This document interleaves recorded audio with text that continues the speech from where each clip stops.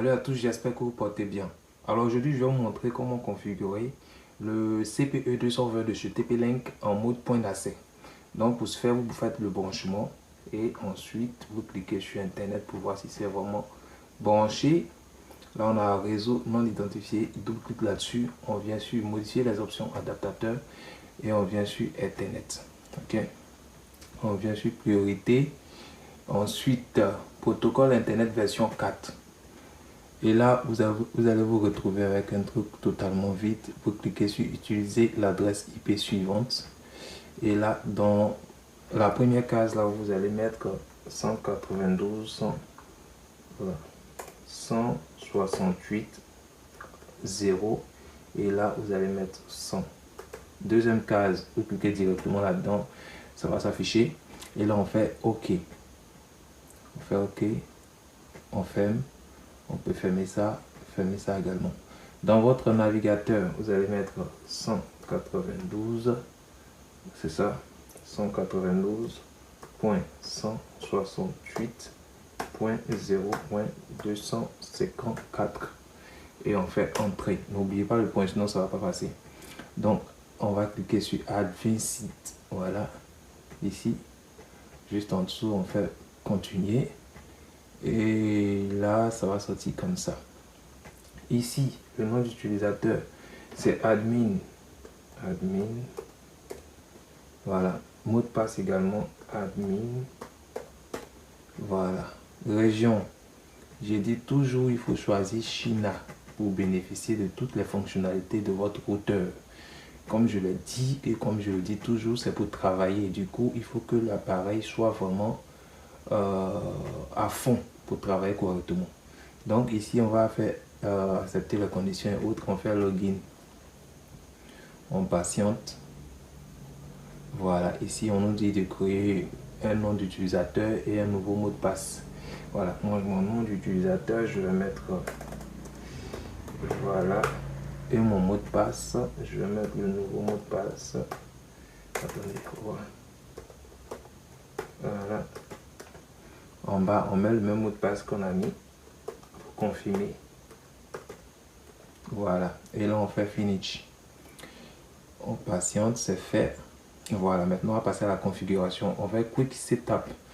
Ici, point d'accès. Juste en dessous, on fait Suivant. On fait Suivant. Ici, moi, je change parce que j'ai plusieurs TP-Link. J'ai plusieurs CPE 220.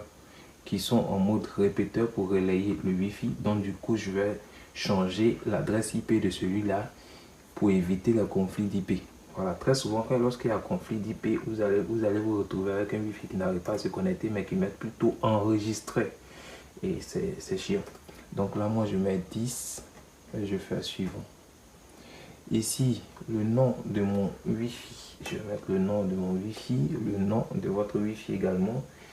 Wi-Fi HD. Voilà. Donc je mets le nom ici. Mode je sélectionne N. Voilà.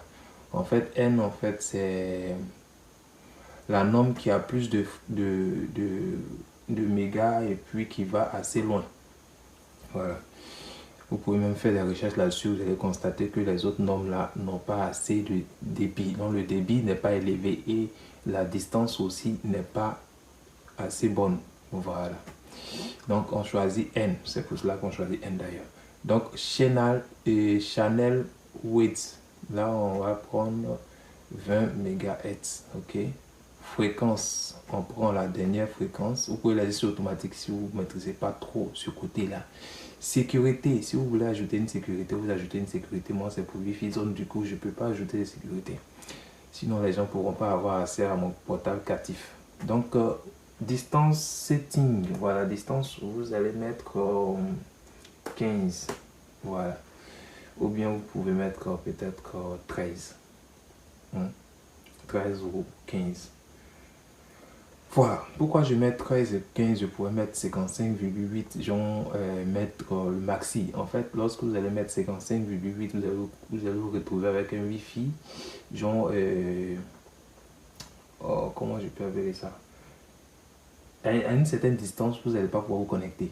Mais vous allez pouvoir détecter le Wi-Fi, vous aurez au moins 2 barres, mais vous n'allez pas pouvoir vous connecter. Vous allez vous retrouver avec un problème de réseau enregistré. Ou bien vous connecter, mais on dit pas Internet. Donc il faut diminuer. Vous pouvez même mettre 5 km. Voilà. Si vous avez ce problème-là, vous pouvez essayer de diminuer un peu. Vous pouvez mettre 5 km, ça marche.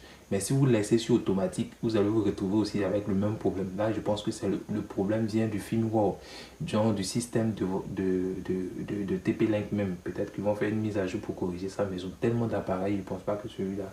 Et ça, c'est un ancien appareil aussi. Je ne pense pas qu'ils vont faire une mise à jour pour ça. Donc, voilà, vous pouvez laisser sur 15 ou bien vous pouvez même mettre 5, ça dépend. C'est que si vous changez de temps en temps pour voir là où ça marche très bien. Donc, on va faire Next. Ici, on a fini de configurer. On fait Finish. Et puis, on patiente. Voilà. Vous avez vu que l'adresse IP a changé.